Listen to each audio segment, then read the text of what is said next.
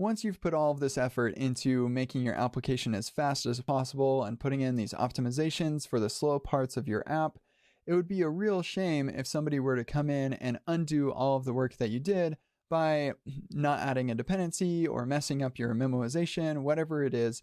And so a really good way to prevent that kind of thing from happening is to install production performance monitoring so you can make sure that your application performs well over time and get notified of any performance regressions that happen.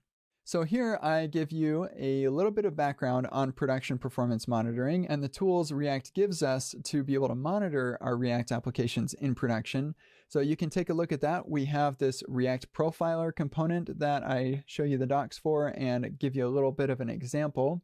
We have this onRender callback that you'll want to learn a little bit about. And then I also give you an important note about how to build your application for production and enable the profiling tools that React exposes for us.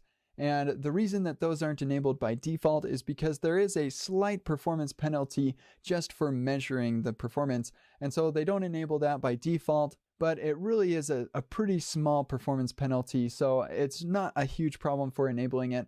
And companies like Facebook actually build their application both with profiling enabled and with profiling disabled, and then only serve the profiling enabled build to a small portion of their users to get this performance monitoring. And you could absolutely do something like that yourself.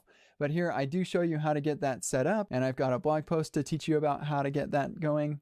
And for our exercise, we have a report profile file, which you can pass to the onRender function. The emoji here will help you get that done. And then we also have the experimental trace API. So this is not official yet. It's still prefixed with unstable underscore, but you can play around with that interactions API to label specific interactions that trigger renders. So for our exercise, we've got a profiled counter and an unprofiled counter, and rendering this and updating it should trigger our onRender for our React profiler. But clicking and rendering this one should not. That's the goal of the exercise.